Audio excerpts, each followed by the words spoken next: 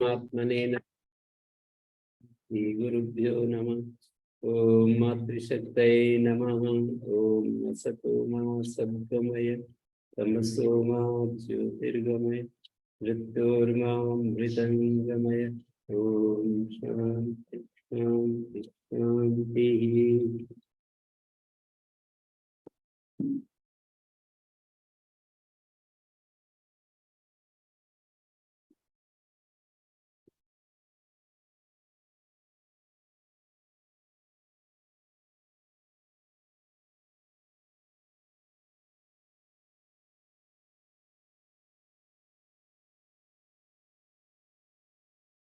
उनको बता दिया।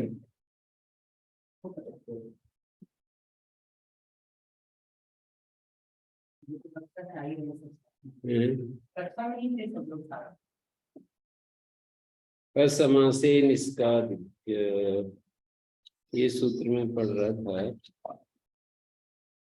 निष्कादी शब्दों से असमास में ठक प्रत्यय होता है आर्य अर्थ में। आर्य अर्थ कौन से हैं? आ अर्हात, तेन क्रीतम से लेकर के तद अर्हति तक जितने अर्थ हैं उनको आर्य अर्थ कहते हैं। 36 से लेकर 62 तक जितने अर्थ हैं उन सब का नाम आर्य अर्थ। तो आर्य अर्थ में पहला अर्थ तेन क्रीतम है, बाद अंत वाला अर्थ तद अर्हति है। इन आर्य अर्थों में ठक प्रत्यय असमास में निष्कादी शब्दों से ठक प्रत्यय होता है। ठय का अपवाद है ये। प्रागवतेश ठय अधिकार के बीच में ठग अधिकार कर रहे हैं। तो असमास में होता है नैष्किकम पाणिकम इत्यादि, पादिकम माशिकम। असमासेतिकम द्विनैष्किकम।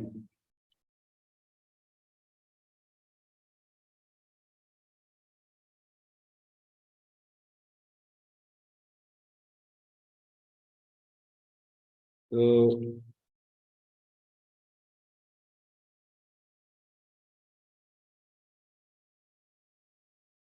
यहाँ पर परम नैष्किकम, आप लोगों की पुस्तक में परम नैष्किकम उदाहरण दिया है।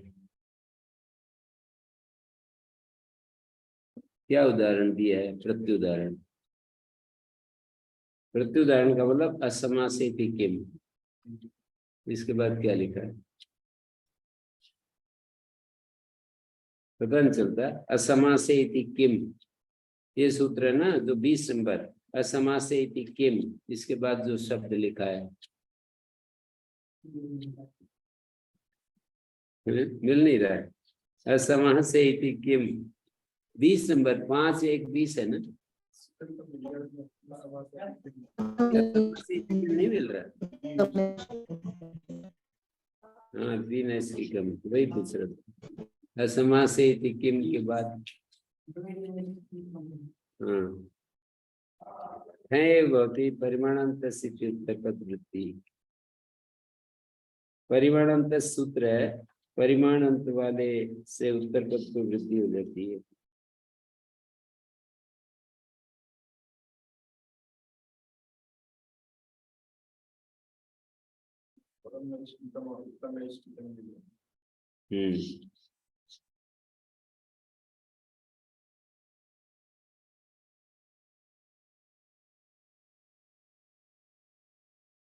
तो किमर्थम असमासे उच्यते, असमासे क्यों कह रहे हो? जबकि ग्रहणवता प्रातिपदिकेन तदंत विधि प्रतिषिध्यते, जिस प्रातिपदिक का उच्चारण करके कोई कार्य किया जाता है तो उसमें तदंत विधि का प्रतिषेध हो जाता है। ग्रहणवता प्रातिपदिकेन तदंत विधि, जैसे कि निष्कादिभ्या ऐसा नाम लेकर कोई कार्य किया जाएगा, प्रत्यय विधान किया जाएगा तो तदंत विधि नहीं होगी, ऐसा नियम है।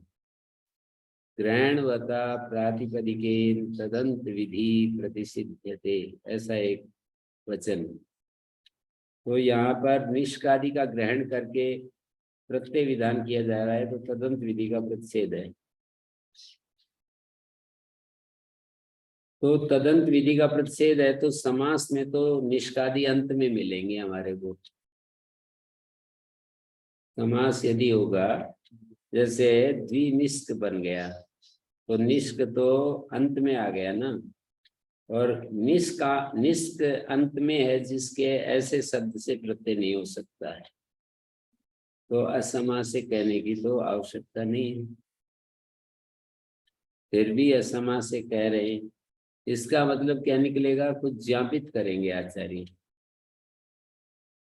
जब कोई वचन व्यर्थ होने लगता है, कोई सूत्र का एक हिस्सा या पूरा सूत्र जब व्यर्थ होने लगता है, तो आचार्य का कोई गूढ़ अभिप्राय होता है जो हमें समझना होता है, हमको समझना होता है कि क्या भीतर ही भीतर आचार्य अपने मन में रख रहे हैं, कि जिसको रखते हुए उन्होंने ये बात कही है। वो बात, उनके मन की बात जब हम बाहर ले आते हैं तो फिर वो व्यर्थ नहीं रहता है, फिर वो सार्थक हो जाता है। जैसे यहाँ असमा से जो है व्यर्थ लग रहा है, क्यों? क्योंकि निष्कादिव्याय इतना सूत्र बनाएंगे तो भी द्विनिष्क से तो प्रत्यय नहीं हो सकता है। क्यों? क्योंकि निष्कादि से कहा हुआ प्रत्यय कार्य निष्कादि से ही होगा, निष्कांत से नहीं हो सकता। निष्कांत में है जिसके ऐसे समुदाय से नहीं हो सकता है। क्यों नहीं हो सकता? तदंत विधि होती नहीं है। चौथे पांचवें अध्याय में जहाँ प्रातिपदिक का नाम लेकर के और फिर प्रत्यय विधान किया जाता है, वहां तदंत विधि नहीं होती है। बस जिससे कहा जाएगा उसी से होगा। जैसे मान लीजिए नडादि व्यापक का है, तो सूत्र नड से यदि करोगे ना तो फक नहीं हो सकता।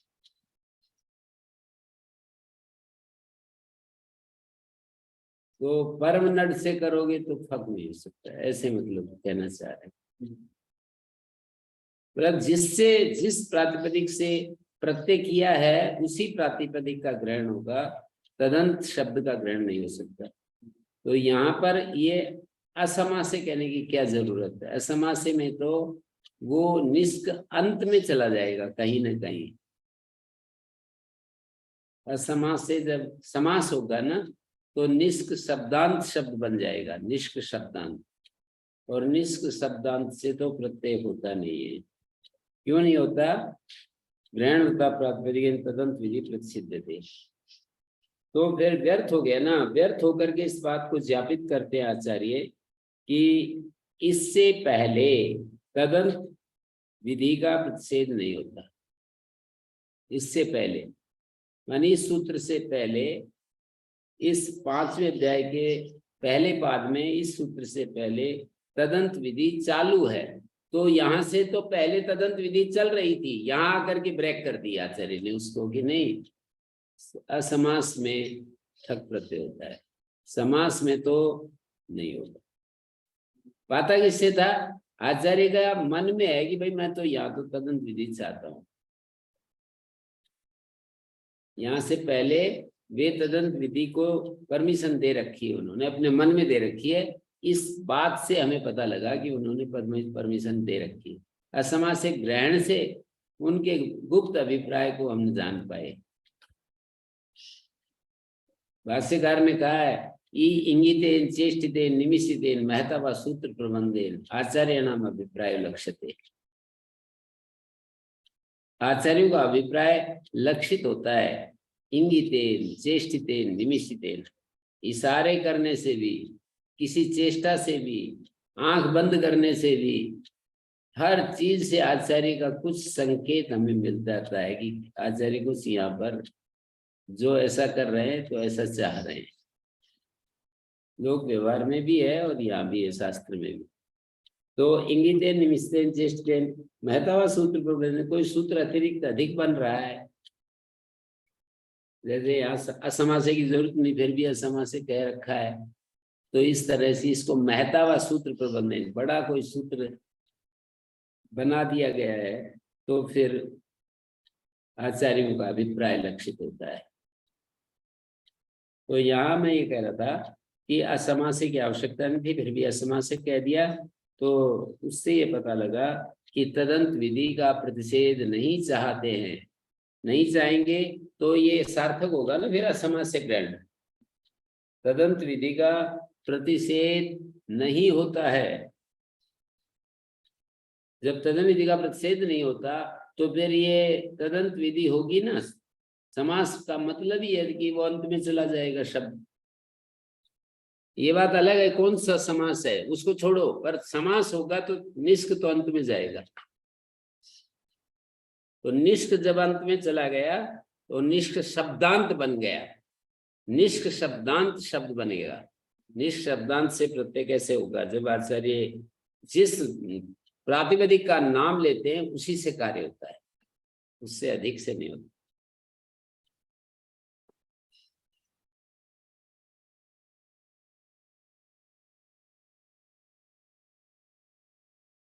तो उग्वादिभ्यो यत् गव्यम सुगव्यम, जैसे कि इससे मतलब ज्ञापक जो भी होंगे, आपको एक ध्यान देने की बात होगी, समझने की बात होगी कि ज्ञापक के दो प्रयोजन होते हैं। एक तो जहां से ज्ञापित करते हैं वो पद, वो सूत्र या सूत्र का एक देश सार्थक हो जाता है, और अन्यत्र भी कुछ फल दिखाना पड़ता है आपको।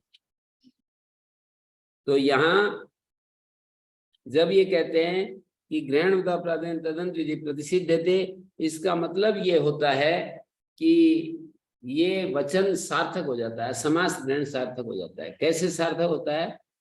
असमास ग्रहण नहीं करेंगे तो फिर द्विनिष्क प्रातिपदिक से भी द्विनिष्क प्रातिपदिक से भी ठक प्रत्यय होने लगेगा। यही तो है, द्विनिष्क से भी ठक होने लगेगा। अभी तो ठय हो रहा है, द्विनिष्क ठक ठय में स्वर का अंतर पड़ता है। अभी तो ठय हो रहा है, द्विनिष्क प्रातिपदिक से भी ठक जो है होने लगेगा, यदि असमा से नहीं कहेंगे तो। ठक प्रत्यय होता है और असमा से हटा देंगे, तदंत विधि यदि होती है तो ठक होने लगेगा। तो बोले ठीक है, अन्यत्र फल दिखाना पड़ेगा, वो दिखाओ।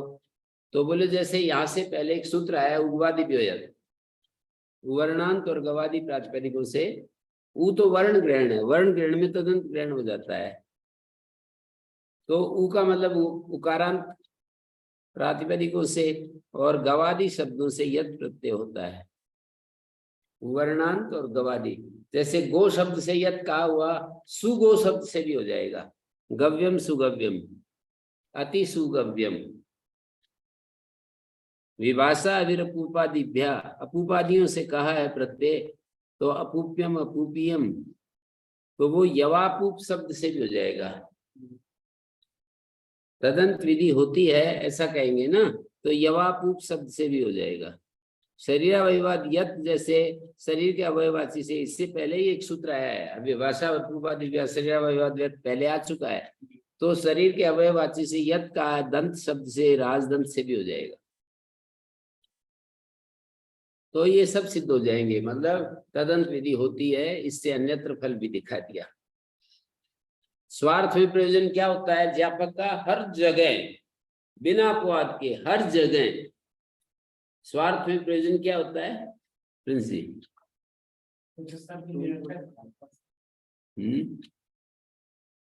स्वार्थ में प्रयोजन क्या होता है? क्या बोला? हाँ, जिस पद को या जिस सूत्र, पूरा सूत्र भी हो सकता है, कई सूत्र का एक हिस्सा भी हो सकता है, जैसे यहाँ एक हिस्सा हो रहा है, असमासिक ग्रहण है ना, सूत्र का एक देश है, तो वो एक देश या पूरा सूत्र सार्थक हो जाता है जहां से वो वचन, जहां से उस बात को ज्ञापित करते हैं। एक हिस्से से भी ज्ञापित होते हैं, पूरे सूत्र से भी ज्ञापित होती हैं चीजें। वो तो परिस्थिति के ऊपर डिपेंड करता है कि पूरा सूत्र ज्ञापक बन रहा है, एक देश ज्ञापक बन रहा है। तो जब ज्ञापक बन रहा है तो वो ज्ञापक बनता ही तब है जब वो व्यर्थ होने लगे, तो उसकी व्यर्थता सार्थकता में बदल जाती है। यदि वो व्यर्थ नहीं होगा, सती प्रयोजने न ज्ञापकम भवति, ऐसा वचन आता है, बार बार आता है। सती प्रयोजने न ज्ञापकम भवति, प्रयोजन के रहते हुए ज्ञापक नहीं होता है। प्रयोजन का मतलब जैसे कि कोई भी किसी सूत्र का या सूत्र के एक देश का कोई प्रयोजन हमको साफ साफ दिख रहा है कि ये सूत्र इसके लिए बना है, तब थोड़ी कोई बात ध्वनित होगी।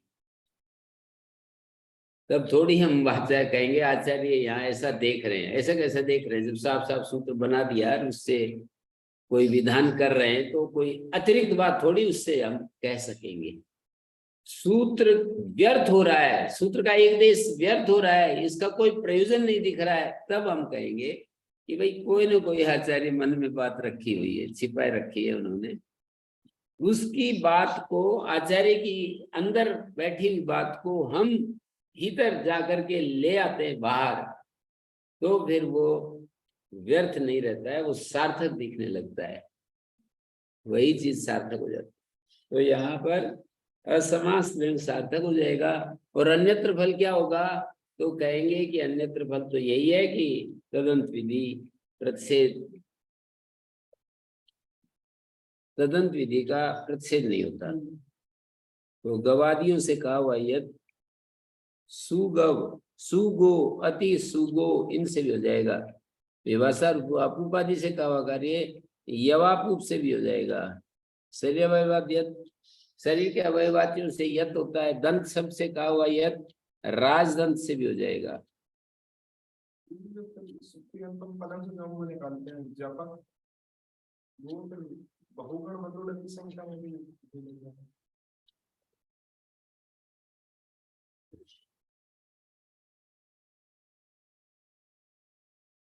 प्रत्यगृहणे तदंत गृहम न संज्ञा विदो।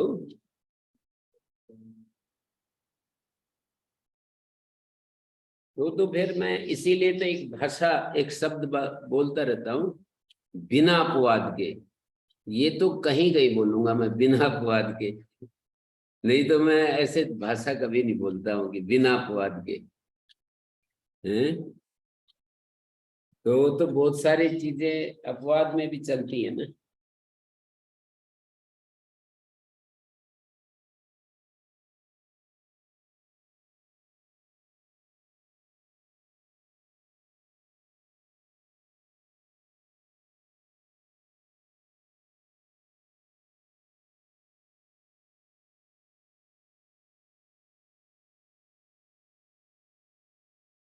वतुडति प्रत्यांत शब्द, क्योंकि उसका कोई प्रयोजन नहीं है। वतुडति केवल की संख्या संज्ञा कर, बहुगुण वतुडति संख्या, संख्या संज्ञा में कोई प्रयोजन नहीं दिख रहा, इसलिए वहां पर तदंत की ही संख्या संज्ञा होती है।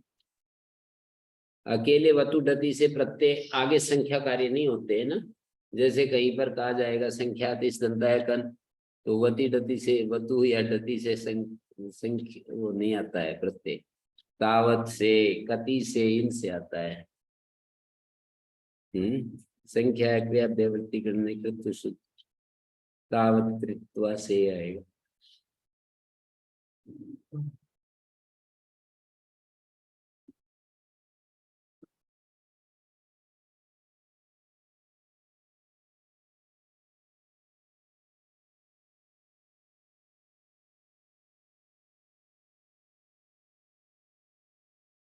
आगे कहते हैं इता उत्तरम से संख्या पूर्वदानाम तदंत विदृश्यते। एक ये तो इष्टि हो गई, लुगंतायस्तु प्रकृतेर निश्यते भी इष्टि है।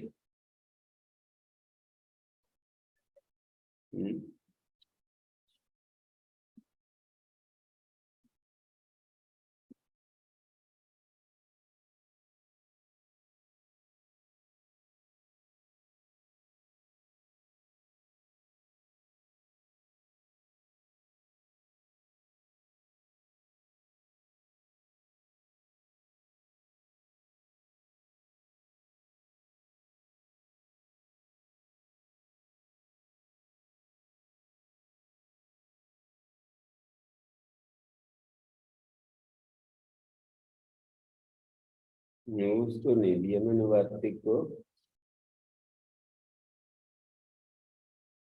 लुगंतायस्तु प्रकृतेर निश्यते भी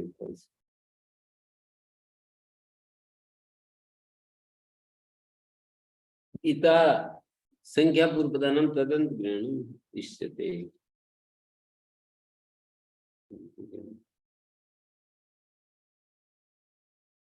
संख्या पूर्वदानम तदंत ग्रहण इष्यते।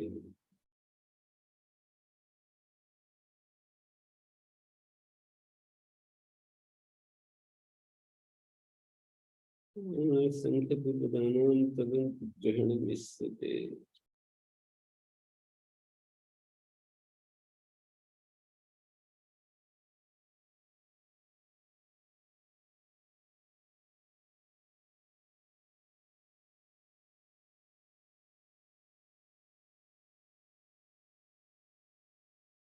इत उत्तरम संख्यापूर्वदानं तदनुग्रहणम्।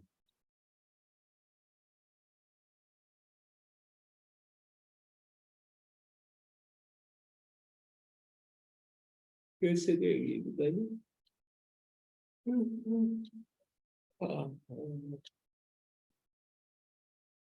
इत उत्तरम संख्यापूर्वदानं तदनुविधिरिष्यते।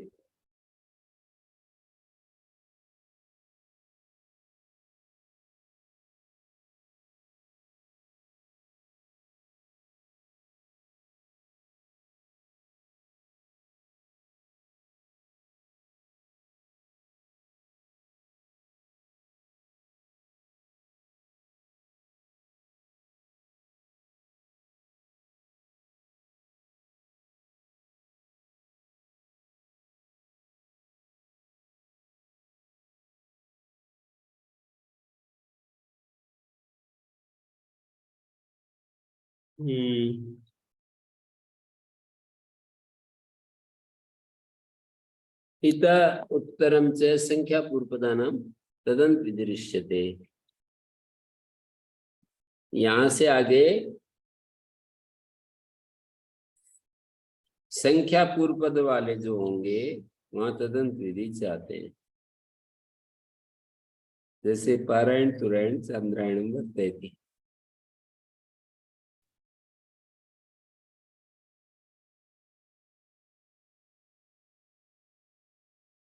द्वैपारायणिका।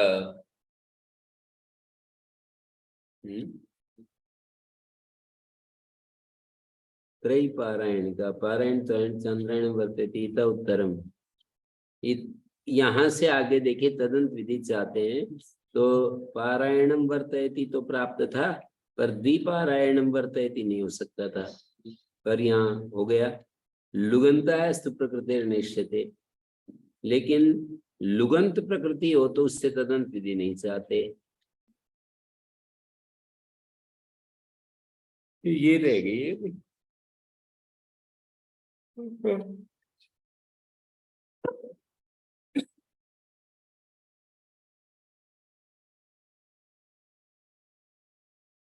अष्टाध्यायी में जो मैंने वो लिखे हैं ना, काशी का वार्तिक। इता उत्तरम से संख्या पूर्वदान तदंत विदृश्यते और लुगंतायस्तु प्रकृतिर्निश्यते। जो लुगंत प्रकृति हो उसमें तदंत विधि नहीं चाहते हैं। जैसे द्वाभ्याम सूर्पाभ्याम क्रीतम द्विसूर्पम, तेन क्रीतम अर्थ में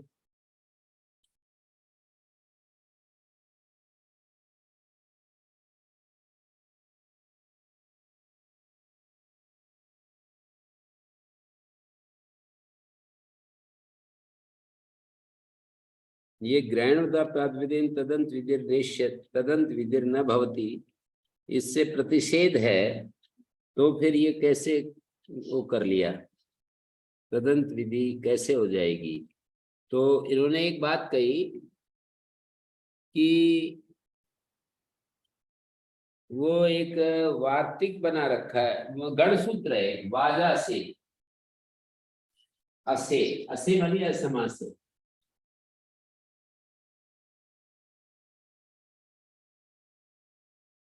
ये वाज लुप्त प्रथमांत मान सकते हैं, और असे का मतलब हो गया असमास में। वाज शब्द असमास में प्रत्यय को उत्पन्न करता है।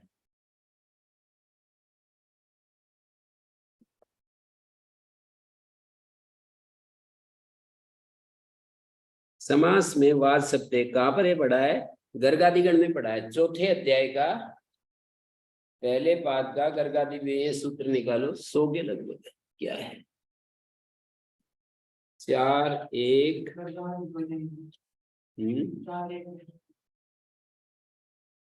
गर्गादिभ्यो ये 105 है। इसमें काशिका निकाल करके देखो, गर्गादिभ्यो ये इस सूत्र पर गण में एक सूत्र पड़ा है वाजा से।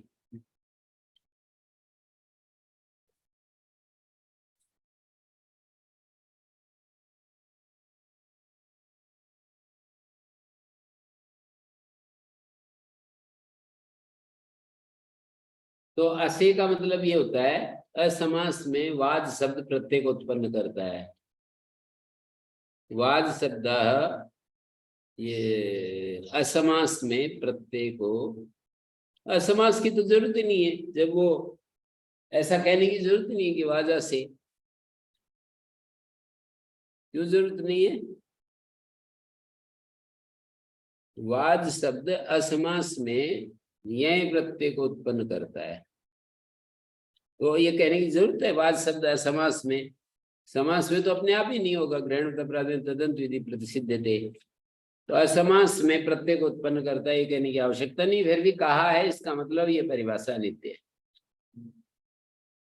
ये जो ग्रहण तदंत विधि ने, ये परिभाषा अनित्य है, मानी कभी लगती है कभी नहीं भी लगती,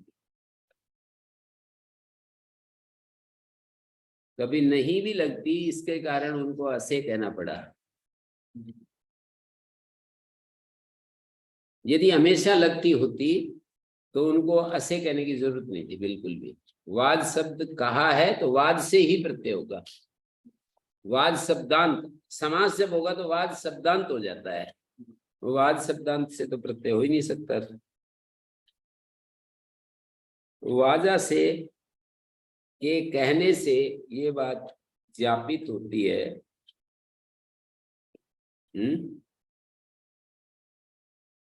वाजा से ये बात ज्ञापित होती है। क्या बात ज्ञापित होती है?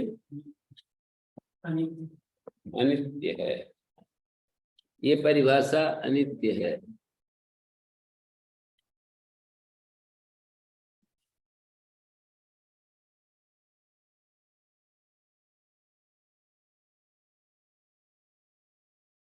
ये परिभाषाएं जिनकी भी हुई हैं, परिभाषाएं किन्होंने लिखी? माँ भाष्य करने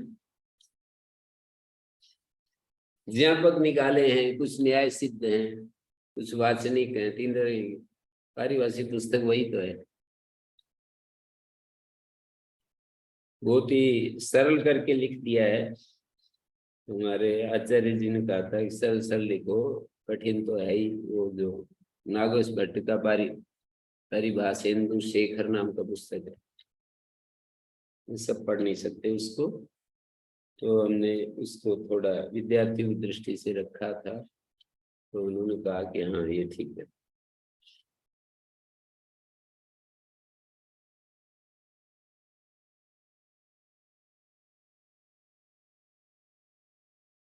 परिभाषाएं बहुत ज्यादा, वो तो विद्यार्थी काल में जिसको उसमें रहता है ना, मैं पढ़ते समय बहुत ज्यादा इस पर वो था, बहुत ज्यादा मतलब परिभाषाओं के ऊपर मेरा वो ध्यान था, और मैं मतलब उसका प्रयोग भी करता था, पूछते तो बताता था ये परिभाषा वो परिभाषा, तो बड़ा होकर के फिर वही उसी पर काम किया, ऐसे कह रहा हूँ। पढ़ते समय जब पढ़ते हैं तो परिभाषाओं का महत्व जो है मेरे को समझ में आया था कि परिभाषाएं तो बहुत ज्यादा महत्वपूर्ण पार्ट है व्याकरण का। तो फिर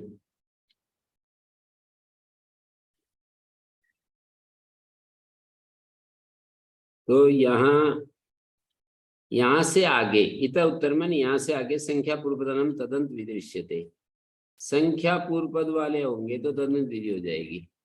एक बात, लुगंतायस्तु प्रकृति निश्चयते, यदि वो लुगंत प्रकृति होगी तो तदंत विधि नहीं होगी। जैसे कि उदाहरण दे रखा है, द्वाभ्याम सूर्पाभ्याम क्रीतम, यहाँ पर तेन क्रीतम अर्थ में प्रत्यय आया। द्वाभ्याम सूर्पाभ्याम क्रीतम, तेन क्रीतम अर्थ में प्रत्यय आया। क्या प्रत्यय आया? सूर्प शब्द से द्वाभ्याम सूर्याभ्याम तद्धितार्थे वो जो है तद्धितार्थोत्तर पद समाहारे से द्विगु हुआ।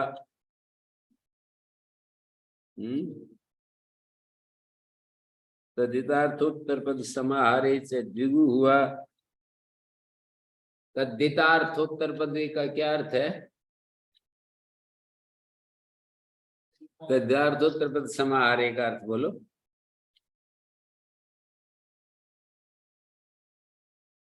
अब बोलो।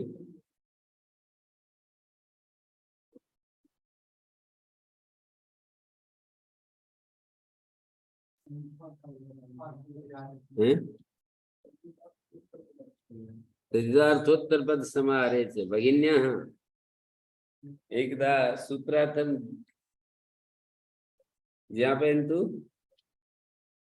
तद्धितार्थोत्तर पद समाहारे से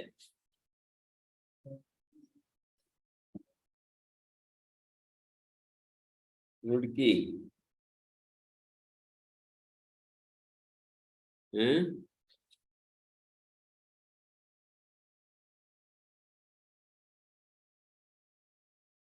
ओ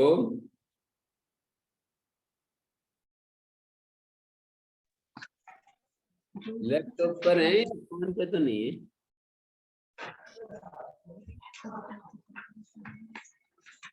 होम ओपन लैपटॉप द्वारा हाँ, जहाँ पे तो एकदा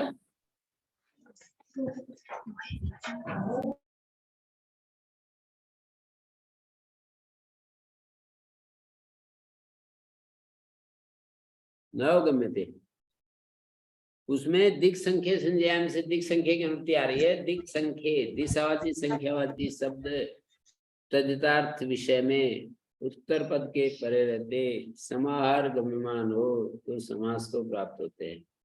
3 जगह समास होता है। तद्धितार्थ विषय में उत्तर पद परे रहते समाहार गम्यमान हो। 6 उदाहरण बनने चाहिए। तद्धितार्थ विषय में दिशावाची संख्यावाची 2, उत्तर पद पर रहते दिशावाची संख्यावाची 2, समाहार गम्यमान होने पे दिशावाची संख्यावाची 2। लेकिन 5 उदाहरण होते हैं दिशाओं का समाहार नहीं होता है। जो दिशाएं हैं, दिक् का संख्यावाची का तो समाहार हो जाएगा, दिशावाची का समाहार समास नहीं होगा। तो 5 उदाहरण बनेंगे। संख्यापूर्व द्विगुण 5 में से जो संख्यापूर्व वाला होगा तो 5 में से जो 3 होंगे वो द्विगु नाम से कहे जाएंगे।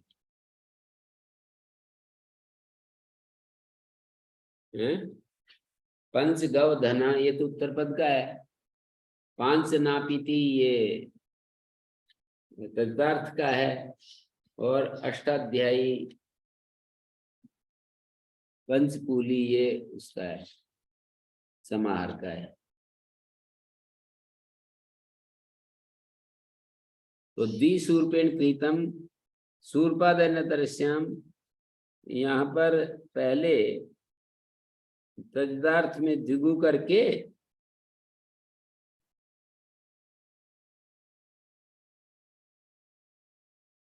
जैसे तेन कृतम अर्थ में द्वाभ्याम शूर्पाभ्याम द्विशूर्पम आ गया। फिर एक बार द्विशूर्पेण कृतम लुगंतायस्तु प्रकृतिर निश्चिते, ये लुगंत प्रकृति है द्विशूर्पम, तो इससे तदंत विधि नहीं होती। तो शूर्पादन्यतरस्याम ऐ प्रत्यय नहीं होता। सामान्यत ठय भवति, द्विशूर्प शब्द से ठय होता है। मैं ये पूछूं कि ठय क्यों हो रहा है? ये 2 अधिकार चल रहे हैं, प्रागदेश ठय और आराध गोपद सिंह गवर्नमेंट ठक। तो ठय और ठक, कहाँ तो ठय होगा और कहाँ ठक होगा? क्यों सुदेश जी?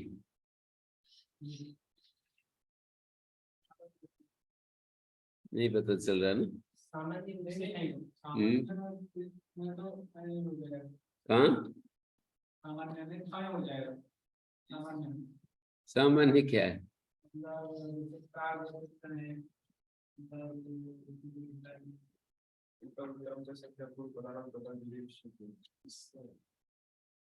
वो कुछ संख्या परिमाण में है, वो कुछ होगी, वो कुछ संख्या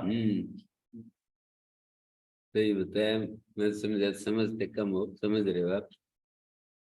गोपुच्छ संख्या और परिमाण, ये जो तीन है ना, इनमें ठय होगा, बाकी में ठक होगा। गोपुच्छ शब्द से, संख्यावाची से, परिमाणवाचक से तो ठय होगा, और इनको छोड़ करके, गोपुच्छ संख्या परिमाण को छोड़ करके ठक होगा। आरहत और गोपुच्छ संख्या परिमाण ठक। तो द्वाभ्याम सूर्पाभ्याम क्रीतम, यहाँ पर सूर्पाद अन्य दृश्याम से अय प्रत्यय हो गया, और इसका द्विगु संज्ञा होने से अध्यर्थ पूर्व द्विगुर लघु संज्ञा है। 28 सूत्र है ना इसी प्रकरण का। अध्यर्थ पूर्व वाला और द्विगु, उससे आए हुए प्रत्यय का लुक हो जाता है, तो ये लुक हो गया। जो सूर्प शब्द परिमाणवाचक है, इसलिए ठय होगा ना, ठक नहीं होगा। सूर्प एक परिमाण को कहते हैं, 10 शेर को कहते हैं लगभग। तो द्वाभ्याम सूर्पाभ्याम क्रीतम मतलब 20 शेर कोई चीज दे करके और खरीद ली। वस्तु विनिमय का सिद्धांत था ना पहले, तो 20 शेर चीज दे दी और कुछ बदले में ले लिया।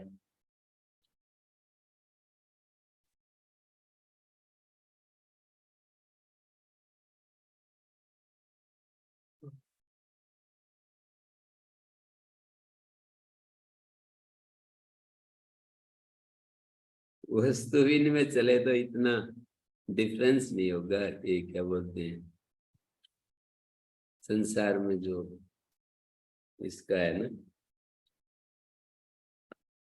एक के पास हजारों करोड़, दूसरे के पास कम, तो वो नहीं होगा। द्वाभ्याम सूर्पाभ्याम क्रीतम, द्विसूर्पम ऐ का लुक हो गया।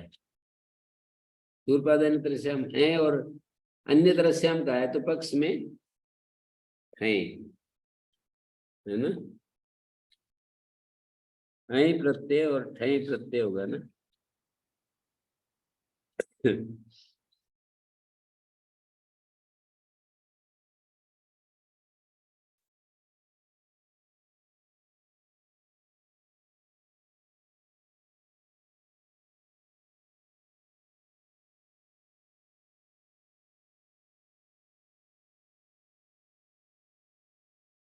तो ऐ और ठय ऐसा होता है।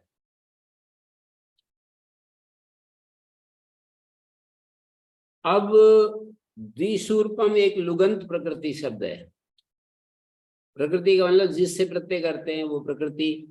तो द्विशूर्पेण कृतम, द्विशूर्प शब्द से कृत अर्थ में प्रत्यय लाएंगे तो तदंत विधि का प्रतिषेध हो गया। लुगंतायस्तु प्रकृति निश्चित, तदंत विधि का प्रतिषेध हो गया, तो वो नहीं होगा। सूर्पादन्यतरस्याम, ये नहीं होगा।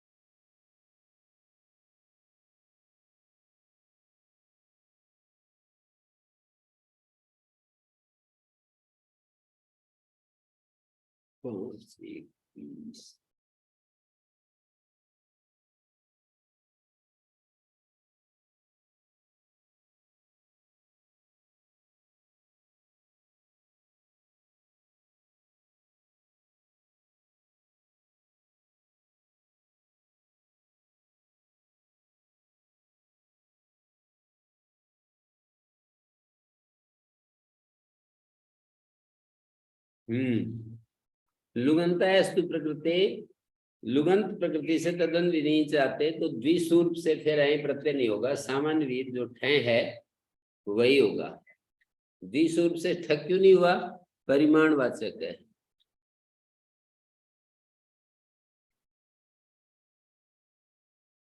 द्वाभ्याम सूर्पाभ्याम प्रीतम तदितार्थे द्विगुम कृत्वा न तावदेशा लुगंता प्रकृति, न तावदेशा संख्या पूर्वपदानां पदादपि सूर्पादन्यतर संख्याएं क्रियते तस्य अध्यर्थ संयम से लुक हो गया। पहली बार जो होगा ना जी, द्वाभ्याम सूर्पाभ्याम क्रीतम, तब ये लुगंत प्रकृति नहीं है। उस समय तो संख्या प्रूपदा नाम तदंत ग्रहणम इष्यते ये लग जाएगा। द्वाभ्याम सूर्पाभ्याम क्रीतम, पहली बार तो ऐ होगा, उसका लुक तदंत विधि हो जाएगी तो ऐ भी हो जाएगा सूर्पादन्यतरस्याम, और उसका लुक हो गया। अब ये लुगंत प्रकृति होगी, इससे दोबारा ऐ नहीं आएगा सूर्पादन्यतरस्याम, ठय आएगा द्विसौर्पिकम, फिर उससे ठय आएगा, ठस्य का होगा परिमाणांत संज्ञा सारणय से उत्तर पद वृद्धि हो जाएगी।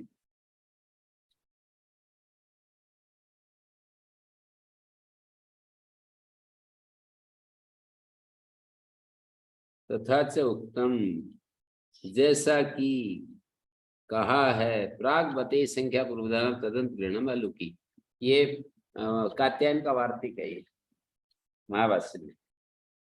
तथा च उत्तम मतलब जैसा कि कात्यायन ने कहा है, प्रागवते संख्या पूर्वदानाम तदंत ग्रहणम अलुकी।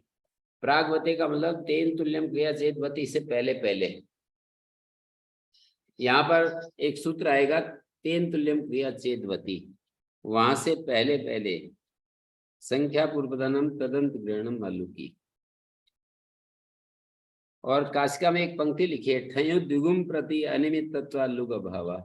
जो ठय प्रत्यय आया ना, वो द्विगु के प्रति अनिमित्त है, इसलिए अध्यर्थ पूर्व द्विगु लुक संज्ञा में लुक नहीं करेगा।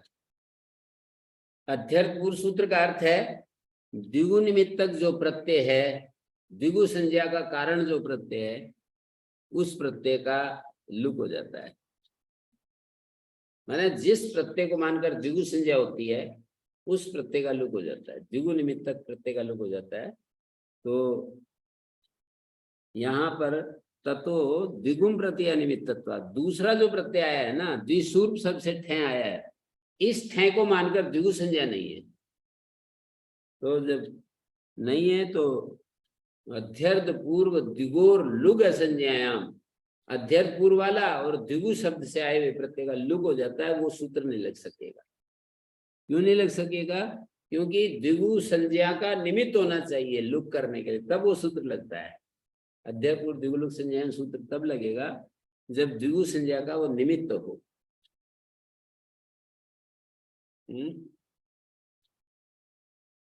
द्विसौर्पिकम ऐसा बनेगा। उत्तर पद को परिमाणंत संज्ञा सारणय उत्तर पद वृद्धि हो रही है।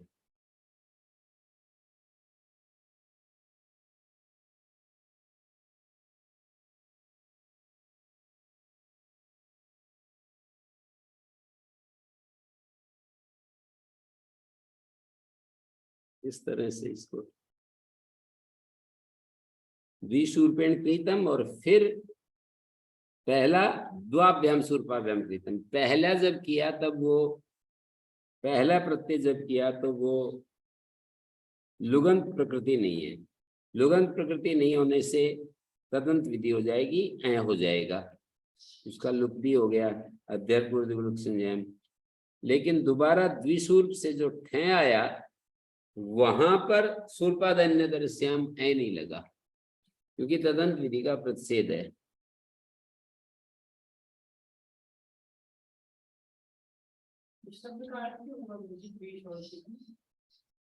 दो सूर्प मतलब दो सूर्प से खरीदी वस्तु, दो सूर्प 20 किलो अनाज दे करके कोई चीज ले ली, उसको द्विसूर्प कह दिया। उस द्विसूर्प से फिर कोई एक और चीज खरीदी तो उसको द्विसौर्पिकम कहेंगे।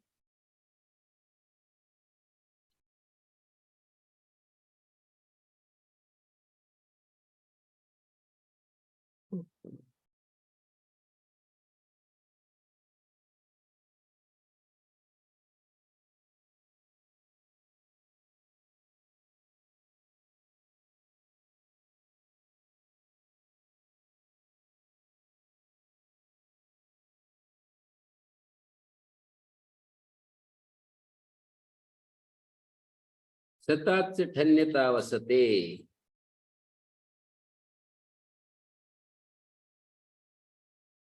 इसका अर्थ है आर्हात, आर्य अर्थों में होगा। आर्य अर्थों में शत प्रातिपदिक से ठन और यत प्रत्यय होते हैं अशते अविधेय। आर्य अर्थों में अशते अविधेय, जैसे कन का अपवाद है, ये संख्यातीस दंता है कन, शत प्रातिपदिक संख्यावाची है, तो संख्यातीस दंता है कन प्राप्त था, तो उसका वजह शतेन कृतम शतिकम।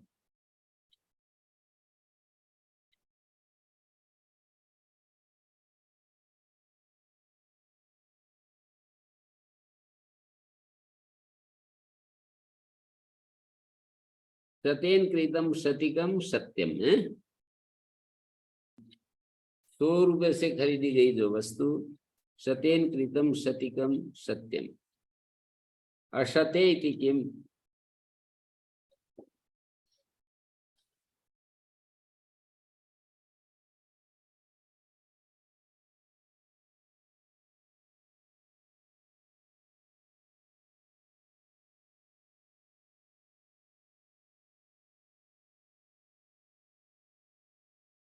अशते इति किम। अच्छा, अब इसमें सते ठन और यत प्रत्यय हो गया, सत्यम और शतिकम रूप बन गया। ठन होगा तो शतिकम और यत होगा तो सत्यम, तो लोपा नहीं, वो यस्य दिश जैसे लोप हो गया। सत आगे यत भय संज्ञा हो गई, यकार आदि प्रत्यय पर रहते। अशते इति किम, ये समझने की चीज है। शतम परिमाणम अस्य शतकम निदानम। शत 100 परिमाण है जिस निदान ग्रंथ का, शतकम निदान। निदान आख्य कोई ग्रंथ है, 100 अध्याय में था वो, तो उसको शतकम निदानम कह रहे हैं। प्रत्यार्थोत्र संघ, यहाँ जो प्रत्यार्थ है तदस्य परिमाणम,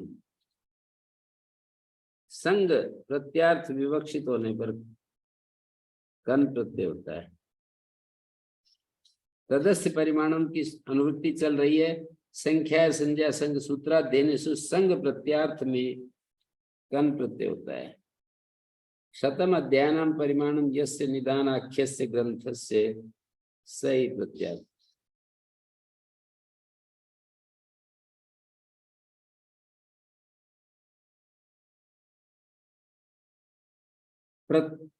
प्रत्यार्थोत्र संघ, प्रत्यार्थोत्र संघ का मतलब ये है, प्रत्यार्थ क्या है, शतम परिमाणमस्य प्रत्यार्थोत्र संघ।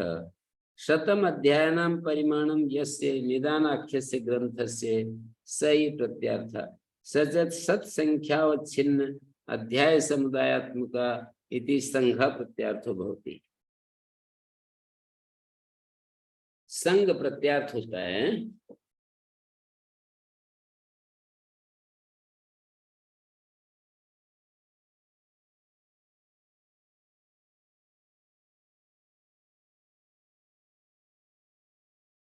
शतम अध्यायनाम परिमाणम यस्य निदान आख्यस्य ग्रंथस्य सही प्रत्यार्थ। 100 अध्यायों का परिमाण, तो यहाँ पर तदस्य परिमाणम की अनुवृत्ति है, और फिर संख्याया संज्ञा संघ सूत्रा देने सूत्र। 5वें अध्याय निकालो ऐसे, 5वें अध्याय का पहला पाठ, तदस्य परिमाणम सूत्र 56 नंबर सूत्र है, 57 नंबर सूत्र से यहाँ प्रत्यय हो रहा है। संख्यावाची से तदस्य परिमाणम का अर्थ है प्रथमा समर्थ से षष्ठ्यर्थ में परिमाण उपाधि वाले से। यहाँ जो परिमाणम है वो प्रकृति का विशेषण है, तो यूं कहेंगे प्रथमा समर्थ प्रातिपदिक से षष्ठ्यर्थ में प्रत्यय होता है यदि प्रथमा समर्थ परिमाण होना चाहिए, परिमाण उपाधि युक्त होना चाहिए। फिर अगला सूत्र है संख्यावाची प्रथमा समर्थ प्रातिपदिक से षष्ठ्यर्थ में प्रत्यय हो जाएगा। जो षष्ठ्यर्थ है वो संज्ञा संघ सूत्र अध्ययन होना चाहिए, और जो प्रथमा समर्थ है वो परिमाण उपाधि वाला होना चाहिए। मानी षष्ठ्यर्थ, यहाँ पर संज्ञा संघ सूत्राध्ययनेषु जो है ना, ये प्रत्यार्थ के विशेषण है, और जो परिमाणम है वो प्रकृत्यर्थ का विशेषण है। प्रकृत्यर्थ विशेषण और प्रत्यार्थ विशेषण इस तरह से देख रहे हैं।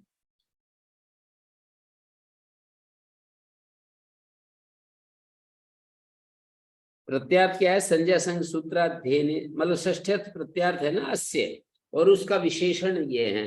वो जो षष्ठ्यर्थ है वो क्या होना चाहिए? तो कहते हैं संख्या, संज्ञा होना चाहिए, संग होना चाहिए, सूत्र होना चाहिए, अध्ययन होना चाहिए। षष्ठ्यर्थ जो है क्या क्या हो सकता है? संज्ञा संग सूत्र अध्ययन।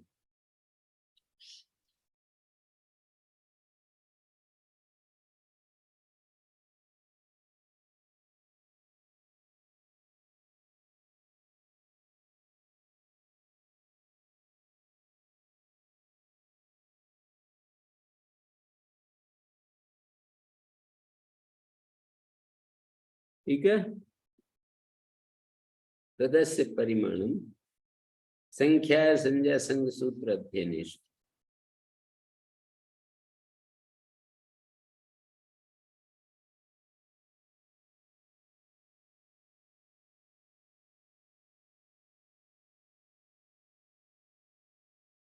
तो इसलिए काशिका में लिखा है प्रत्यार्थो अत्र संघ। प्रत्यार्थ जो है यहाँ पर संघ है।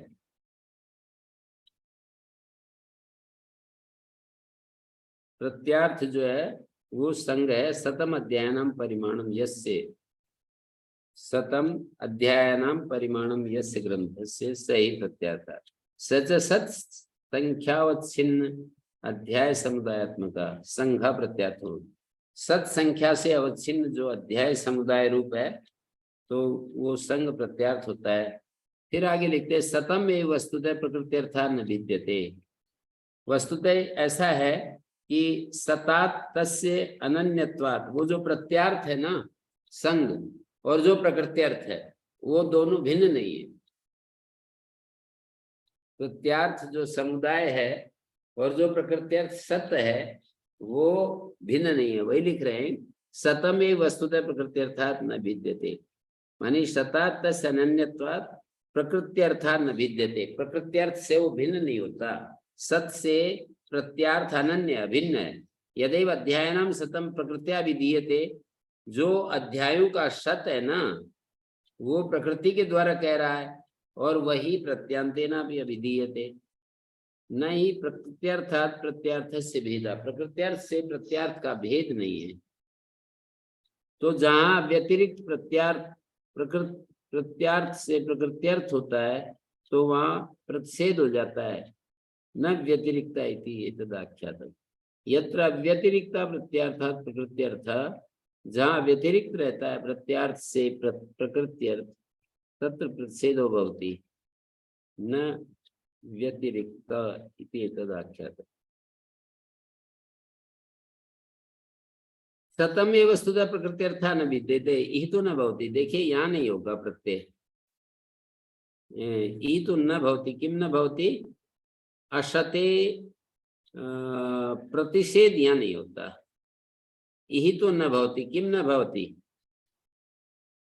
असते प्रतिषेध न भवति। सतेन कृतम सत्यम साठक शतम, देखिए यहाँ नहीं हो रहा। असते जो प्रतिषेध है ना वो यहाँ लागू नहीं हुआ। 100 रुपए में 100 धोती आ जाती थी, 1 रुपए की 1 धोती। तो सतेन कृतम सत्यम साठक शतम या शतिकम साठक शतम। वाक्येन यत्र प्रत्यार्थस्य तत्वं गम्यते न श्रुत्या। यहाँ वाक्य से प्रत्यार्थ का जो तत्व, तत्व माने शतत्व, तत्व शब्द का अर्थ सतत्व होगा। वाक्य के द्वारा प्रत्यार्थ का सतत्व गम्यमान है, न कि श्रुति से। शब्द को श्रवण करने मात्र से हमारे को वो पता नहीं चल रहा है। तथा से उत्तम, जैसा कि वार्तिकार ने कहा है, शत प्रतिषेधे अन्य शतत्वे अप्रतिषेध। शत के प्रतिषेध में जो किया है ना अशते, तो अन्य का यदि वो शतत्व होगा तो फिर ये अशते प्रतिषेध लागू नहीं होगा। अन्य का सतत्व है ना, वाक्य के द्वारा जो सतत्व प्रतीत हो रहा है वो अन्य का सतत्व देख रहे हैं।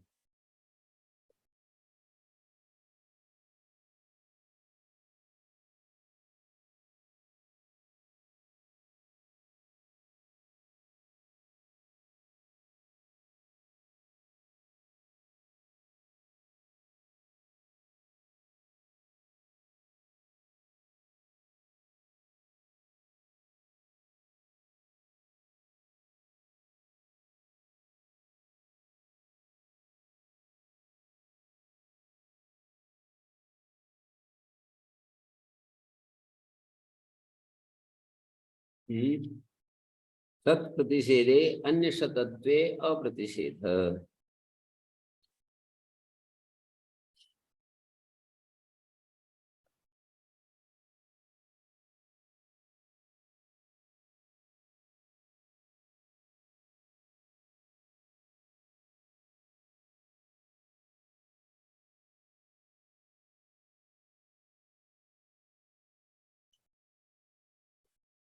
चकार चकारो असमासेति अनुकर्षणार्थ, मतलब दो तरह के उदाहरण दिख रहे हैं हमारे को।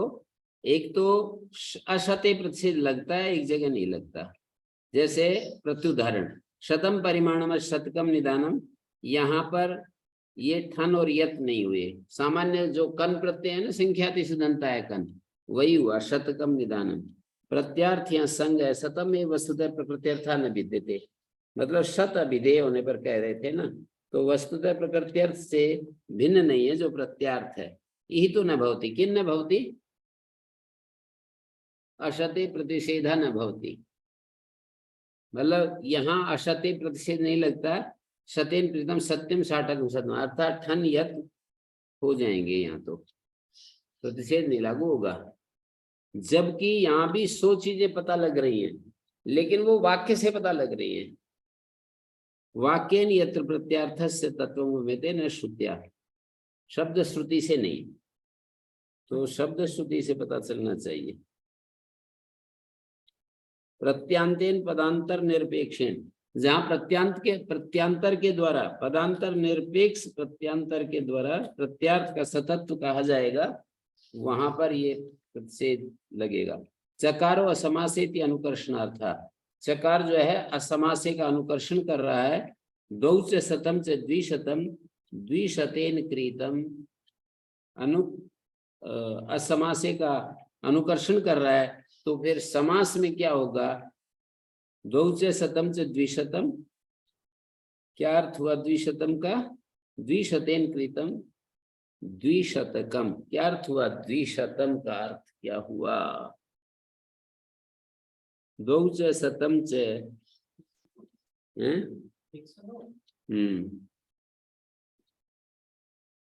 त्रिशतम माने 103, 103 से खरीदा हुआ। इसका विग्रह है द्वौ च शतम च द्विशतम त्रीणि च शतम च त्रिशतम द्वौ च शतम।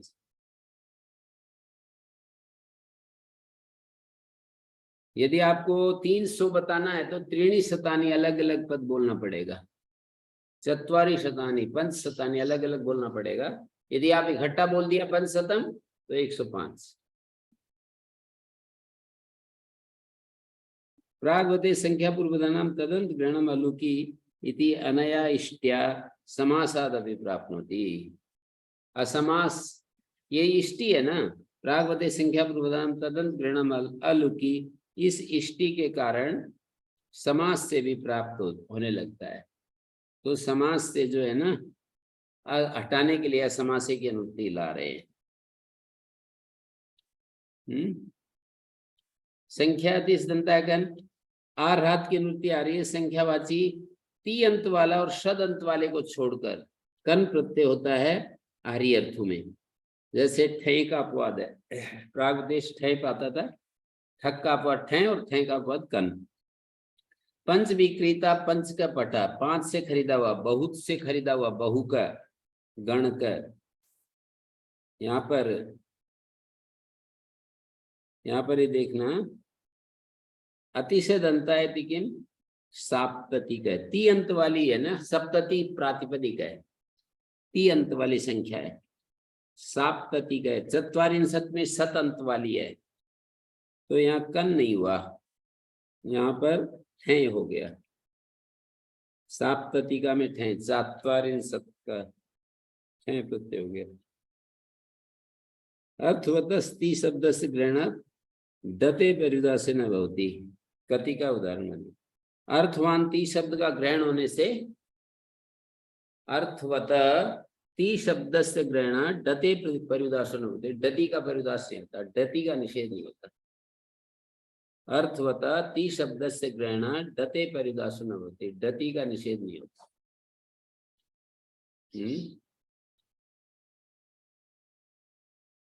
कति का है ना, जैसे कति शब्द है, और देखो किम प्रातिपदिक है, एक तो विंशति, ये तो 30 सार्थक है। सप्तति, ये तो 30 सार्थक है। षष्ठी में भी 30 है, तय हो रहा है, वो भी सार्थक है। अशीति में भी 30 सार्थक है। लेकिन किम शब्द से डति प्रत्यय करके, डति का अति, अब ये अति का जो टी है वो व्यर्थ निरर्थक है, जिसका टी लोप हो गया, तो कति को ती अंक वाली संख्या नहीं मान सकते। अति अंत वाली है, ती अंत वाली नहीं है।